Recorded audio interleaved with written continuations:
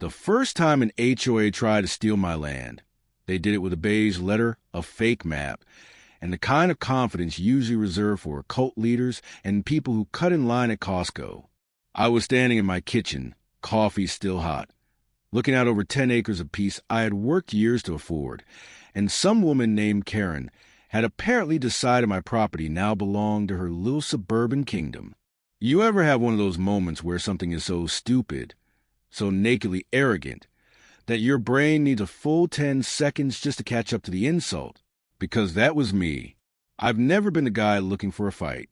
I mind my business, keep my place in shape, pay my bills early, and enjoy silence the way some people enjoy live music. After 12 years in the Navy and another stretch doing contract work, I had finally bought what felt like the first thing in my adult life that was fully mine. 10 acres just outside Silver Lakes, far enough out to breathe, close enough to town to get what I needed, and most important of all, not in the HOA. That part mattered. It wasn't a technicality. It was the whole point. The listing was clear. The deed was clearer. No dues, no committees, no neighborhood hall monitors with clipboards and a god complex. Just open land, a house that needed some work, and enough quiet to hear your own thoughts. In the first 6 months, I built a deck, dug out a fire pit, patched up the shed, and planted a little garden out back that grew tomatoes, herbs, and a surprising amount of personal satisfaction. For the first time in a long time, I felt settled, like I had finally outrun everybody else's rules. Then I opened my mailbox and found a violation notice from Silver Lakes Homeowners Association. Big, bold heading, official-looking paper, the whole performance. Under was a list of violations, so absurd I actually laughed standing there by the road. Unapproved fencing style. Visible outbuilding lacking neutral color scheme. Non-standard mailbox. That last one nearly took me out. My mailbox was a black steel box with a red flag, same as half the county. Apparently Karen's kingdom preferred beige surrender boxes lined up in obedient little rows. I figured it was a mistake. Annoying but fixable. My realtor had gone out her way to remind me that this parcel was outside HOA jurisdiction, and I had been paranoid enough to keep the deed, parcel map, tax records, and plat in a folder I jokingly labeled proof I'm not in the HOA. So I drove down to the HOA office that afternoon, thinking I'd walk in, point the obvious, and be home by dinner. Instead, I walked into a community center that smelled like citrus cleaner and control issues. At the reception desk was a teenager who looked like he'd been sentenced there by a judge. I told him I was there about a violation notice and that my property wasn't part of Silver Lakes. He blinked at me like I'd started speaking in code and said I'd need to talk to Miss Barton. That was Karen. She was in a glass-walled conference room at the head of a long table, surrounded by board members dressed like an Easter brunch had formed a private government. She looked up before I even knocked and asked, in this polished, patient voice, if she could help me. That tone told me right away she wasn't interested in facts. She was interested in winning. I explained the notice was sent in error, that my property was outside the subdivision, that my deed made no mention of the association. She listened with a tight little smile, and then said all homes within the perimeter of their revised 2020 community map were considered under Silver Lake's jurisdiction. She said it like Moses had come down from the mountain carrying laminated bylaws. I told her my land predated that map, wasn't a recorded plat, and had never been annexed into anything. She didn't flinch. She just said their records now listed my parcel as Lot 47, added during a boundary realignment, and unless I formally withdrew through their process, I was considered a member. I laughed then, but it wasn't a happy laugh. It was a sound you make when somebody tells you they've adopted your truck by emotional attachment. I said there was no withdrawal process because I had never joined. She shrugged like property law was just a vibe and told me I could submit documents for review, but until then I was in violation, and daily fines would apply. I drove home without the donut I'd planned to get on the way back. That's how irritated I was. That night, I spread every document I owned across the kitchen table. Date, plat maps, tax records, county GIS screenshots, inspection file. Everything said the same thing. My land was my land, outside Silver Lakes, plain as daylight. I copied it all, highlighted key sections, and figured I'd send it over in the morning. By sunrise, the situation had already gotten uglier. There was a yellow laminated notice taped to my front door. Final warning. A fine ledger was attached, claiming I already owed $1,000 for 2 days of noncompliance. I stood there barefoot in my own doorway, holding a fake debt notice from an organization I did not belong to, and something inside me changed. Up until then, this had been stupid. Now it was dangerous. The next morning, I woke up to gravel crunching in my driveway. Nobody comes down my driveway unless I invited them. So I looked outside and saw 2 men in HOA polos walking across my lawn with a camera, tape measures, and clipboards. One was taking photos of my shed. The other was measuring my fence like he was shopping for it. I pulled on jeans and went out there. Asked them if I could help, which in my tone clearly meant get the hell off my property. The taller one adjusted his Silver Lakes lanyard and said they were documenting active violations. I pointed to the no trespassing sign at the gate and told them they were trespassing. The shorter one, without even looking at me, said HOA representatives had authority to access property in violation. I told him no, they didn't, because this wasn't their property. The tall one lifted his tablet and said according to their records it was. Then, before I could answer, he snapped a photo directly in my face. Flash and all. That did it. My voice dropped into that old Navy register, the one that carries. I told him to leave. Right now. Instead of leaving, the tall one pulled out his phone and called law enforcement, loudly announcing that a homeowner was becoming aggressive. You ever hit a point where the whole thing gets so ridiculous you start laughing out of pure disbelief? Because I did.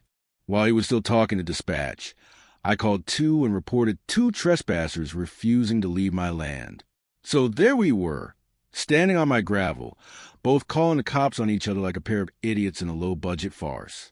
When the deputy arrived, the HOA guys rushed him first and claimed I had threatened them and blocked a lawful inspection. I handed the deputy my deed and parcel map and said, calmly, that this was my property and I was not in the association. He looked at my papers, then at their tablet map, and frowned. The tall one actually said I had forged the county deed, said it with straight face. The deputy stared at him like he was trying to decide whether this man was corrupt or just deeply stupid. Then Karen arrived. White SUV, oversized sunglasses, the whole dictator on errand look. She stepped out acting like she owned not just my land but the air over it. She told the deputy they were simply enforcing community standards and that I was refusing to comply with required filings for my fence and structures. I said, again, that I was not in her HOA. She answered in that syrupy tone people use with toddlers and unstable relatives. Told the deputy I had become aggressive, whispered just loudly enough for me to hear that I seemed unstable. That was the moment it clicked for me. This wasn't confusion. This was a play. Pressure, intimidation, paper trails, police, all of it. So I told the deputy I wanted trespassing charges documented. Karen snapped that I couldn't do that because this was association jurisdiction. The deputy corrected her right there. No, he said, this was county jurisdiction, and her inspectors were trespassing. The look on her face. I still enjoy it.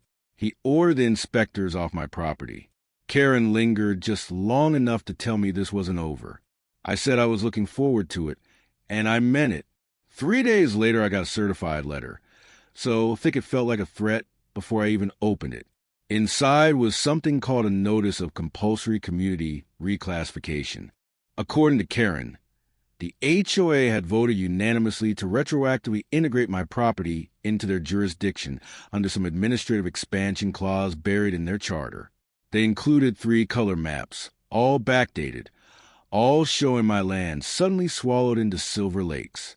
One even had a signature block from the previous owner, supposedly agreeing to join the HOA voluntarily. The previous owner was dead. I knew that because I'd attended his estate auction. So now we were past harassment and into fraud. Real fraud. Dead man's signature fraud. I went deeper. County Archive GIS records show my boundary unchanged for years. Every historic plat excluded my parcel from Silver Lakes. I walked over to talk to my neighbor Ed, a retired postal worker who was usually friendly in that quiet, keep your head down kind of way. The second I mentioned Karen, he stiffened, told me not to say her name too loudly because her people watch neighborhood groups and online forums like Secret Police. Then he leaned in and said I wasn't the first. A couple down the road had been pressured the same way and eventually sold. Karen, he said, hated holes in her control, and my land was a hole. That sent me digging through county filings, property transfers, HOA amendments, shell companies, anything I could find. And there was a pattern. In the last few years, several properties on the outer edge of the neighborhood had been dragged into suspicious compliance fights, then sold under pressure, then acquired cheap by a holding company called Sundown Equity. The mailing address tied back to an office suite Karen used for a side real estate business. That was the twist. This had never been about mailbox colors or fence styles. Karen wasn't enforcing standards. She was running a land grab machine. I was sitting at my kitchen table one night, legal pad out, whiskey in hand, trying to figure out how to prove it when the proof knocked on my door. His name was David, one of the HOA board members. Nervous guy, late 40s, tucked-in polo. The kind of man who looked like he apologized to furniture after bumping into it. He sat at my kitchen table, didn't touch the water I poured him, and told me the vote adding my property never happened. No quorum, no lawful meeting. Karen had held a private session with 2 loyal board members, then later submitted fake minutes, saying the annexation passed unanimously.